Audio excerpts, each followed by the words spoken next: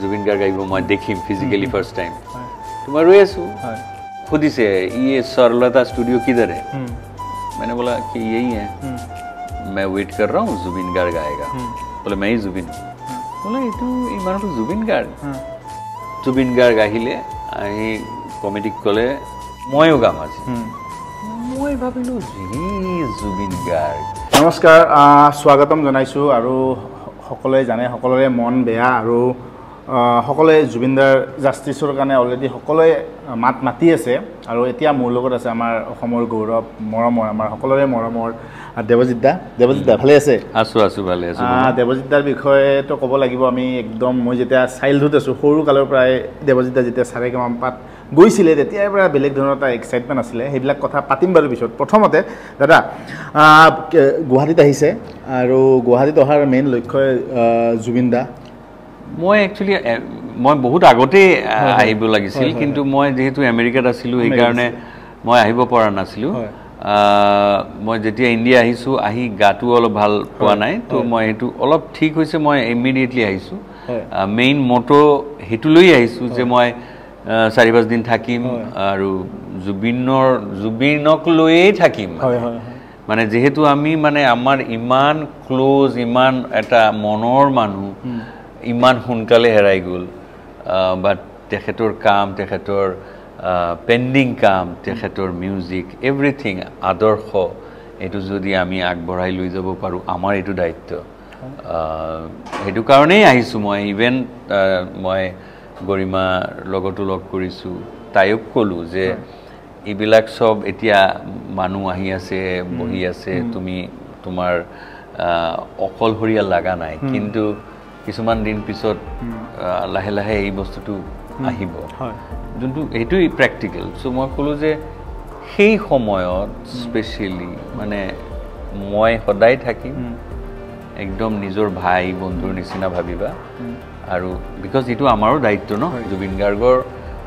খালি মৰম দিলে নহব ন তাৰ পৰিয়ালকো মৰম দিব লাগিব খেয়াল ৰাখিব লাগিব সো হেতু আমি কৰিম মই কৈছো গৰিমাক যে এনি টাইম এনিৱেয়াৰ তোমাৰ জি লাগে যেতিয়া জি মন যায় মোক ফোন কৰিবা মোৰ 24 আৱাৰ্স ফোন খোলা থাকে মোক ফোন কৰিবা প্ৰথম যেতিয়া খবৰটো শুনিছিলে আপুনি আপোনাৰ বিশ্বাস হৈছিল নে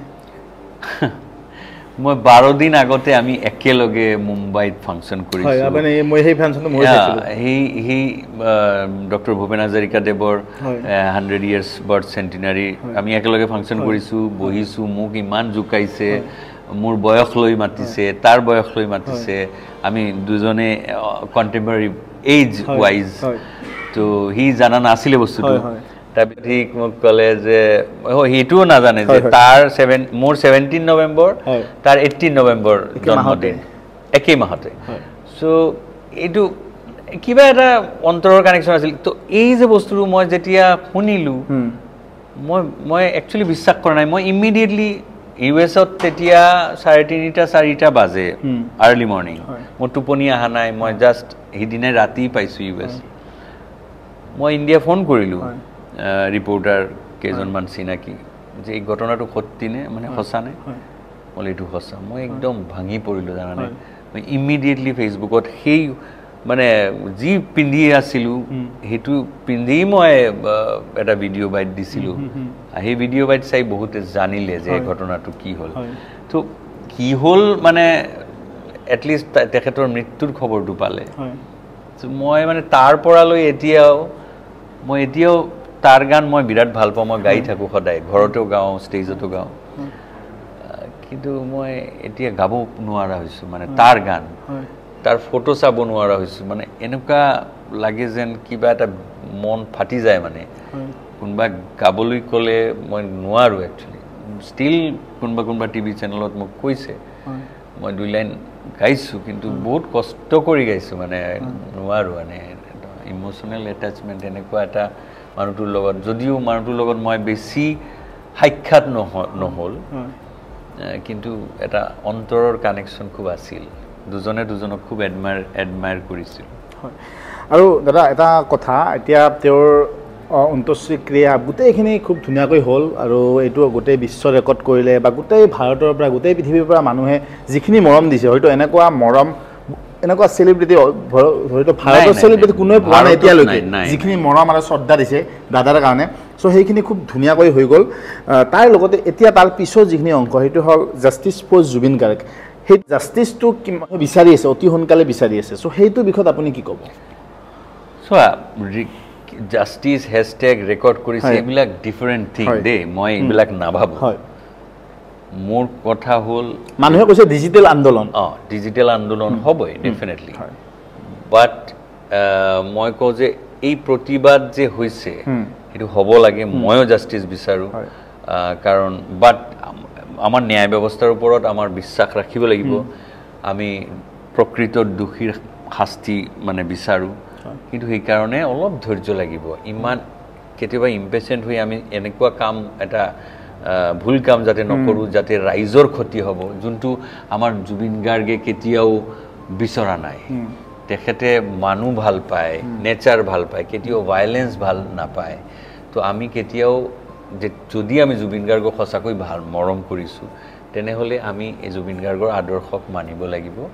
সেইটো মই ৰাইজক মানে ৰিকুৱেষ্ট কৰিছোঁ নহ'লে কি হ'ব মানে যি জাষ্টিছ যেনেকুৱা হ'ব লাগে কামটো মানে সোনকালে সোনকালে কৰি বেছি বেয়া ৰিজাল্ট নহয় যাতে মানে সেইটো মই ভাবিছোঁ এইকাৰণে মই ৰিকুৱেষ্ট জনাইছোঁ যাতে ৰাইজে অলপ মনে মনে প্ৰতিবাদ কৰক অলপ ধৈৰ্য ধৰক কিছুমান দিন আৰু তাৰপিছত আমি গম পাম কি হ'ব হয় এটা দাদা এতিয়া অকণমান পিছলৈ যাব বিচাৰিম দাদাক জুবিন দাক প্ৰথম ক'ত লগ পাইছিলে আপুনি মনত আছেনে আপোনাৰ মনত আছে এই মানুহটো এনেকুৱা এক্সেপশ্যনেল মানুহ যে তাৰ এভৰি মোমেণ্টটো মনত আছে মই বম্বেত 2003 হ'ব চাগে মই এনে এটা ষ্টুডিঅ'ত ৰৈ আছিলোঁ মোৰ তেতিয়া প্ৰীতম চক্ৰৱৰ্তীৰ এছিষ্টেণ্ট হিচাপে কাম কৰিছিলোঁ তো প্ৰীতমে ক'লে মোক যে দেৱজিৎ তই থাকা জুবিন আহিব তো মই খুব এক্সাইটেড জুবিন গাৰ্গ আহিব মই দেখিম ফিজিকেলি ফাৰ্ষ্ট টাইম তো মই ৰৈ আছোঁ 3টা ল'ৰা আহিল এনে ঘৰৰ মানে স্লিপাৰ পিন্ধি পৰি এটা শ্বৰ্টছ পিন্ধি এনেকুৱা চেণ্ডো গেঞ্জি আৰু চুলি নাই মানে সলাইছে চুলিটো মই মোক সুধিছে ये सरलता स्टूडियो किधर है मैंने बोला कि यही है मैं वेट कर रहा हूँ जुबिन गार्ग आएगा बोले मैं ही जुबिन हूँ बोला এইটো এই মানুহটো জুবিন গাৰ্গ মই আচৰিত লাগিছে মানে কাৰণ একদম স্লিম তাৰ আগতে আপুনি তাৰমানে ফটো বাতে না না তাৰ আগতেতো মোৰ ছবিটো বেলেগ ৰকষ্টাৰ জুবিন লম্বা লম্বা চুলি এনেকুৱা একদম গগল পিন্ধা গিটাৰ লোৱা সেই মূৰ্তিটো আছিল আৰু এনে যে ঘৰৰ পৰা হাৱাই চপ্পল পিন্ধি আহি যাব এইটো মানে আনএক্সপেক্টেড আছিল চ' এইটো মোৰ ফাৰ্ষ্ট মিটিং তাৰপিছততো বহুতবাৰ লগ পাইছে চাগে আপুনি বহুতবাৰ তাৰপিছত কাটটো মই চাৰেগামা জিকাৰ পিছত বহুতবাৰ আমি তাৰপিছত বহুত অন্তৰংগ মুহূৰ্তও আমি মানে হেৰি কৰিছোঁ একেলগে কিবা এলবাম বা গীত গোৱা হৈছেনে এইটো হোৱা নাই মোৰ কম্পজিশ্যন মোৰ এইটো ভাগ্য মোৰ কম্পজিশ্যনৰ নমামি বৰাকত মই তেখেতক ৰিকুৱেষ্ট কৰিছিলোঁ তেখেতৰ মাতটো দিছে কিন্তু তাৰ বাহিৰে আমি একেলগে লাইভ শ্ব' বিহু শ্ব' কৰিছোঁ বাট ভেৰি ৰেয়াৰ নলবাৰীত এটা এনেকুৱা প্ৰগ্ৰাম হৈছিলে য'ত মই আৰু জুবিন গাৰ্গৰ গান যেহেতু মই গাই ভাল পাওঁ তো তাৰ গোৱা গান মই আৰু সি একেলগে গাইছোঁ বিহু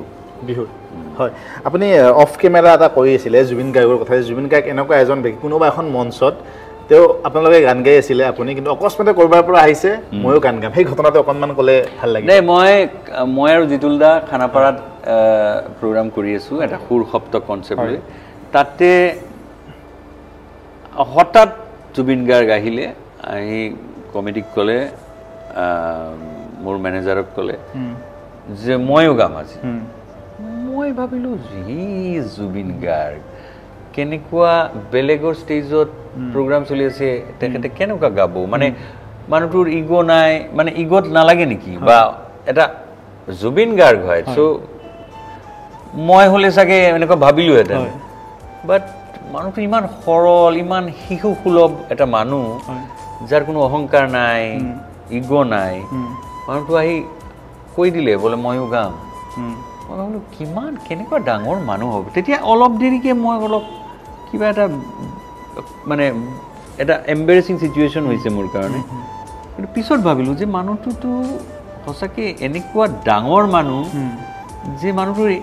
এই কনচেপ্টটোৱেই নাই যে বেলেগৰ ওচৰত মই কিয় যাম তেখেতৰ ভাল লাগিছে আহি গৈছে গাব মানে সেইকাৰণে মানে এই লাহে লাহে জুবিন গাৰ্গক আৰু জানি আছোঁ মই বিকজ মই যি জুবিন গাৰ্গক পাইছোঁ মই শিল্পী এটা ছিংগাৰ ছং ৰাইটাৰ কম্প'জাৰ পাইছোঁ কিন্তু মানুহ জুবিন গাৰ্গটো এতিয়া লাহে লাহে আৰু বেছিকৈ মই গম পাই আছোঁ হয় শেষ প্ৰশ্ন দাদা